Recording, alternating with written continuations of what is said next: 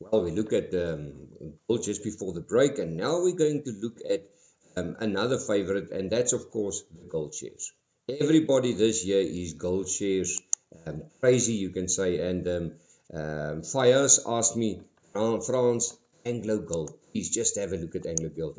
Now, I warned about Anglo Gold a few weeks ago, and I can remember it because Anglo Gold had this beautiful rally. I mean, it just surprised us to the top. So let's just have a look at Anglo Gold here and see what the share wants to tell us. Now, at the moment, the share gave us this beautiful correction that we were talking about. There was where we warned, and it came back. And now it's almost consolidating. And I would like to say, maybe it's time to just wait a little bit, because if you see the symmetrical triangle, I'm just want to draw it in here. There's something else that my eye is catching. There's the symmetrical triangle.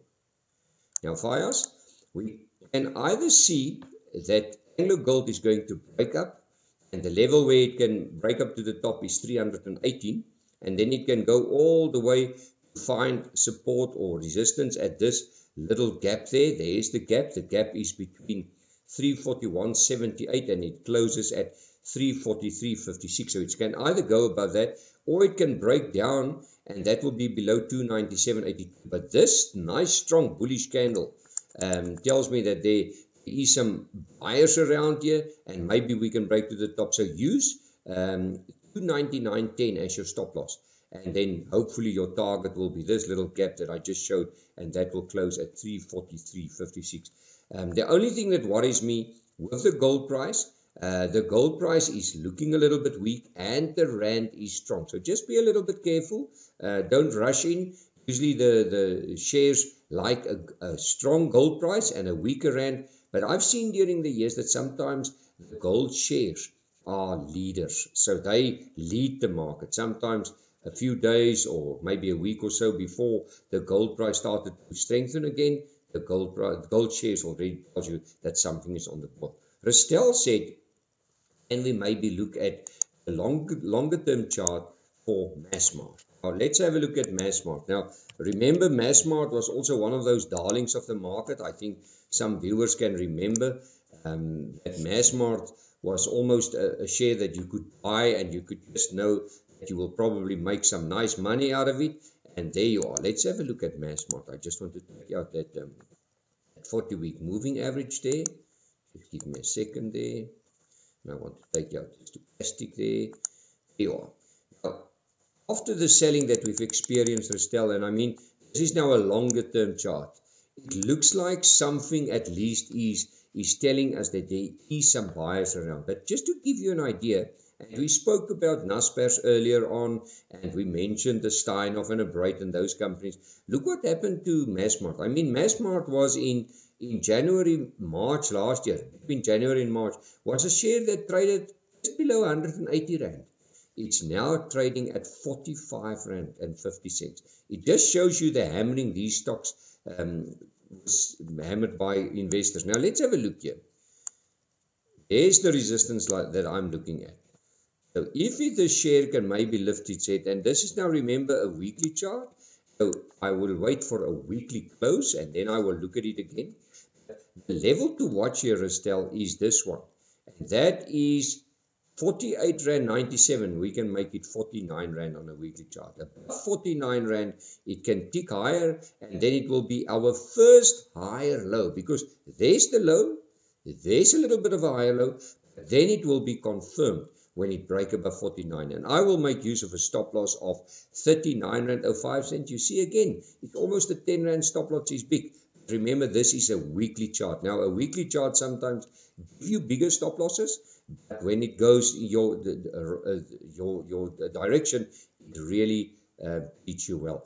A few weeks ago, I mentioned Mediclinic International, and I said, I'm still liking that chart.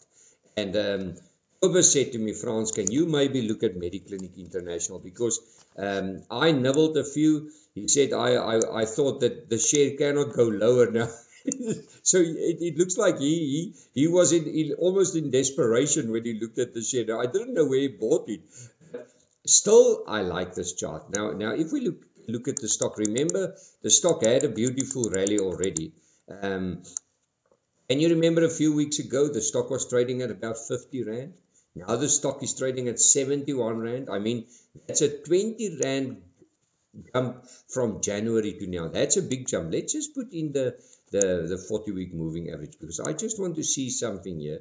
I still like the chart, and I still think that this stock can maybe surprise us all the way, because the last set of results I heard was not a bad set, and everybody was quite surprised with it.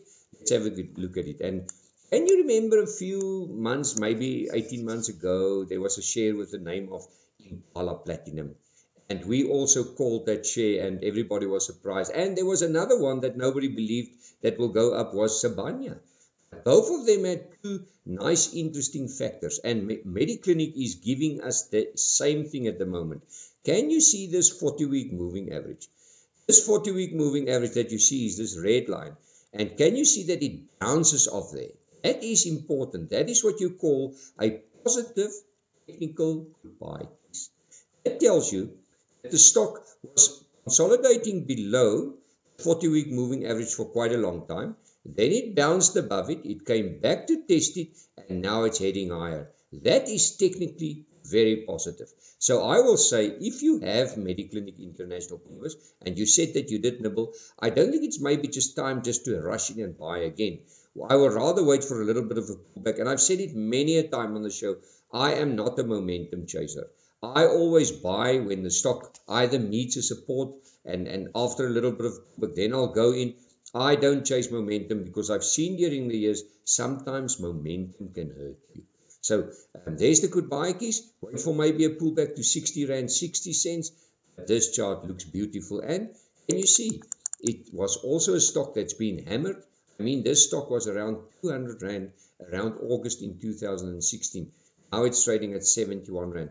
This can maybe surprise us. Now, a stock that I'm holding is into properties, and I know there's a lot of financial problems there, and maybe they're coming with a rights issue in time to come, but I bought it because I said, and I said it also on the show, that was my idea of maybe buying some international property, because I don't want to go and buy a physical property, but I would like to see the diversification, and I want to have some, let's say, exposure into an overseas, let's call it property company.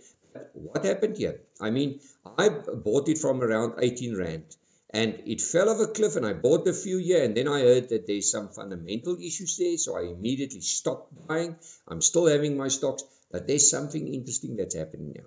Suddenly you see that into property, with all the bad news that it's getting, it is making some higher lows. Now, all these higher lows tells me that there is some informed buyers around. Look at your 40-week moving average. It's well below its 40-week moving average. So what do?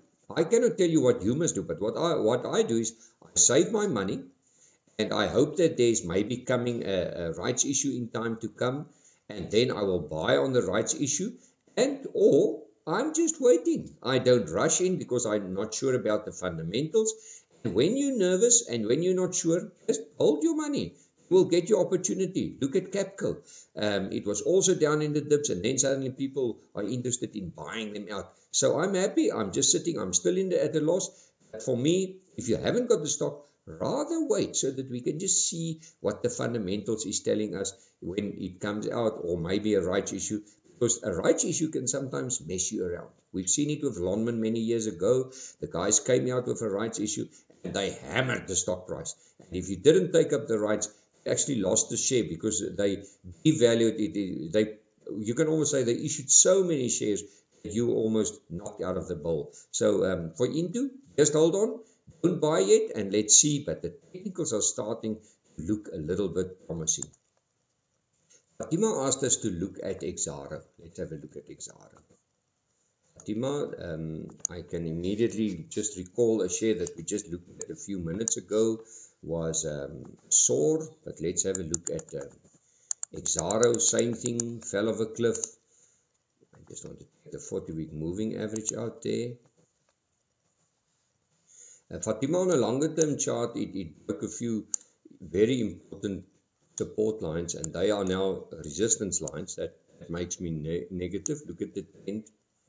The trend is clearly to the downside on the weekly chart, and I'm always nervous to buy commodity shares on a weekly chart because they're very cyclical. But let's have a look at Exxaro. I mean, fell off a cliff all the way from 180 to 118. So let's have a look at the daily chart. Maybe that can give us a clue that Fatima can maybe look at the share. Exxaro. Let's have a look at Exxaro. Well, Fatima, there's your clue. In actual fact, suddenly this chart looks very interesting to me, because everybody can recognize this dragonfly doji. Now, a dragonfly doji is usually a positive candle that tells you that there was some buyers buying in weakness. And then what happened since then? It gave us a beautiful rally. We saw this beautiful bullish candle. Look at this dark cloud cover candle, and now it's losing momentum. So, Fatima, the best is I will focus still on that window or this gap. And there you are. I'm going to take the high of this candle there. And I will say, if it breaks above that, let's just put it in. There you are. Fatima, if the share can go above 125.85, you've got this beautiful gap that it can maybe close. Now, if you buy at 125.85, make use of a stop loss of 118.33. But before our time is out, I want to give you a lesson. Because what happens is, when it broke above this, everybody said immediately it's going to close that gap. And I've said it many a time before.